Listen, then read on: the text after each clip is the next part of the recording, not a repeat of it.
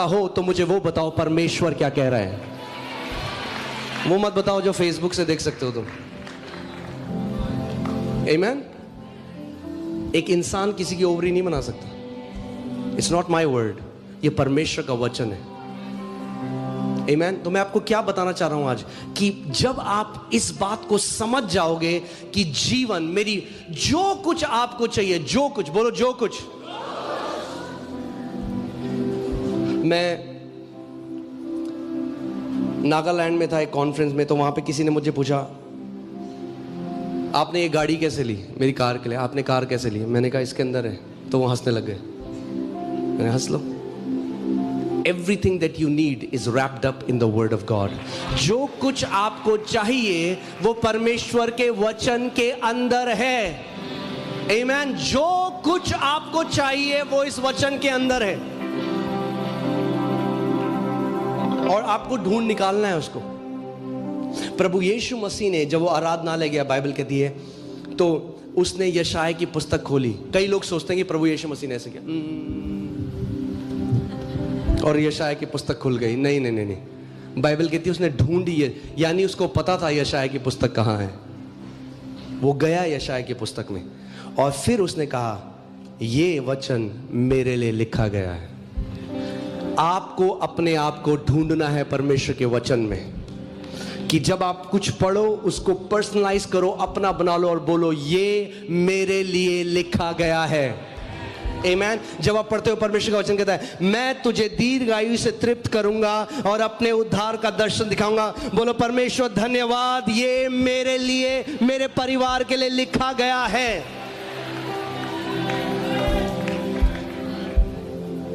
आमीन।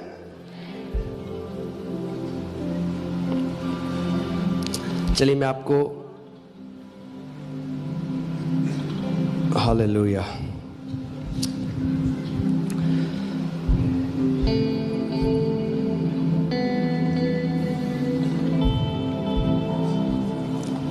चलिए चलते मरकुस 4 खोलिए और पहली आयत से पढ़ते हैं। वह फिर झील के किनारे उपदेश देने लगा और ऐसी बड़ी भीड़ उसके पास इकट्ठी हो गई कि वह झील में एक नाव पर चढ़कर बैठ गया और सारी भीड़ भूमि पर झील के किनारे खड़ी रही। ठीक है।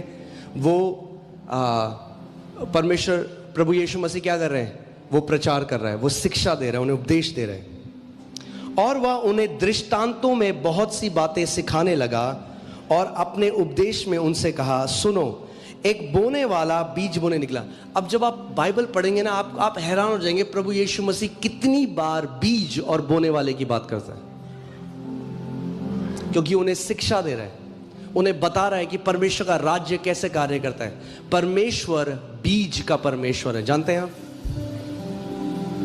मल्टीप्लिकेशन हमेशा बीज से आता है।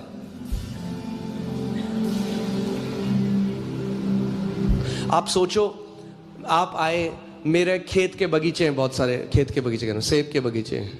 हाँ, अभी थोड़ा टाइम लगेगा, थोड़ा पहला संडे सर्विस, आपको अनुग्रह देना पड़ेगा मेरे को। सो सेब के बगीचे हैं मेरे, ठीक है।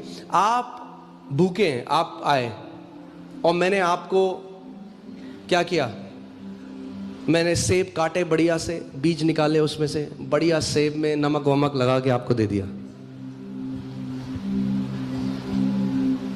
अब मुझे बताओ, आपका पेट भर गया, आप बहुत खुश हो, मगर क्या आप दोबारा खा पाओगे सेब को?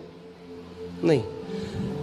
मिला, हर किसी को पसंद है, आपको बढ़िया सेब मिल गए, हाँ बढ़िया थे, मगर अब आप मेरे पास आए, मैंने आपको 20 उस जो बढ़िया टॉप क्वालिटी का जो सेब है उसके बीज दे दिया आपको। आप कह रहे हो यार ये क्या दे दिया, मगर अगर उस बीज को आपने ग्रहण किया और जाकर अपने खेत में बोया, आप और आपकी पीढ़ियां सेब ही सेब खाते रहोगे पूरी जिंदगी। ज्यादा स्पेक्टेकुलर, ज्यादा अच्छा क्या लगता है, सेब खाना, बीज लेना। में तो ये क्या दे दिया इस बंदे, इन्ना सा, हाँ बड़ा डब्बा भैया 4-5, वो अच्छा लगेगा, ये क्या दे दिया बीज।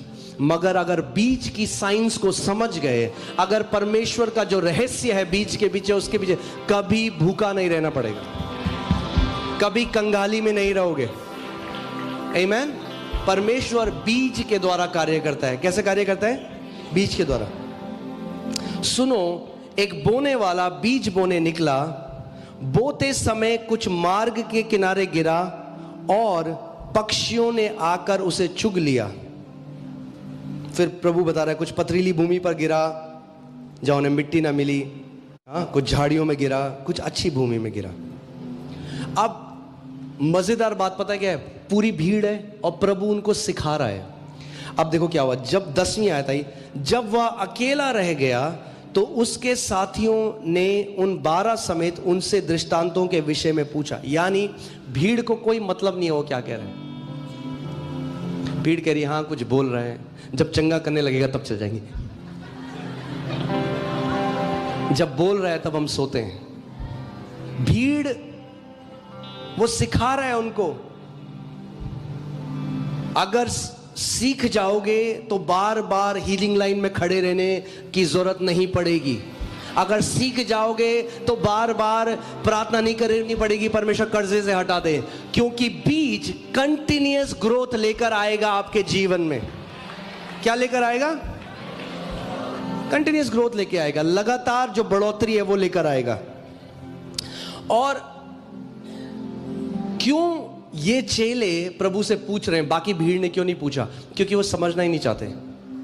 कितने ऐसे मसीह हैं जो कलीसिया, कितने आप जब भीड़ देखते हैं आज, हाँ हम लोग हीलिंग सर्विस करते हैं, कितने लोग हैं जो केवल चंगा होने के लिए आ रहे हैं, उनको कोई मतलब नहीं है जो वचन सिखाया जा रहा है। इसलिए क्या होता है, मे भी चंगाई तो पा लेते हैं मगर एक जीवन नहीं जी सकते, क्योंकि वचन को समझना नहीं चाहते। और मैं आपको ये बताता हूं, एक ये जो दृष्टांत है यहां पे, ये देखिए यहां पे,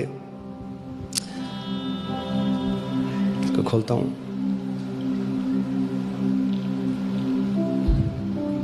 मरकुस नहीं, एक मिनट,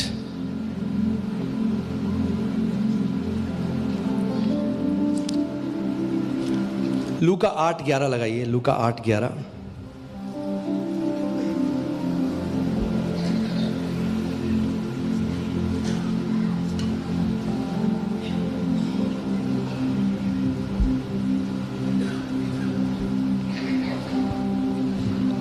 दृष्टांत का अर्थ यह है कि बीज क्या है? बीज क्या है? परमेश्वर का वचन बीज है। मैं बता रहा हूं, अगर आप केवल, आप लोग वो लोग नहीं हो, प्रेज गॉड, आप लोग वो लोग नहीं हो। आप लोग तब आए हो जब अनॉइंटिंग ऑयल सर्विस या ले हैंड सर्विस या हीलिंग सर्विस नहीं है। आप नॉर्मल संडे को आए हो, यानी आप वचन का आदर करने वाले मसीह हो। अंतर है भीड़ में और उन लोगों में जो सीखना चाहते हैं। तो जब उन्होंने दृष्टांत सुना, उन्होंने परमेश्वर से मतलब पूछ रहे हैं, क्योंकि वो समझना चाहते हैं भैया इसने जो बोला इसका मतलब क्या है। बाकी भीड़ कह रही है बात।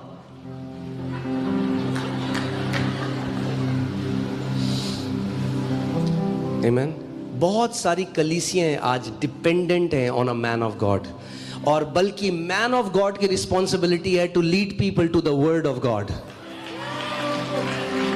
अगर मैं आपका उत्तर नहीं हूं, मेरे ऊपर भरोसा करोगे तो निराश हो जाओगे, मगर अगर वचन के ऊपर भरोसा करोगे तो कभी भी निराश नहीं होगे।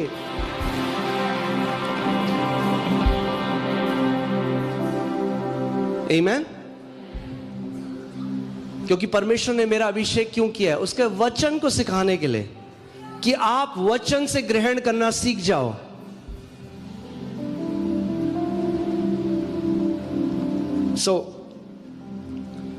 दृष्टांत का अर्थ यह है कि बीज परमेश्वर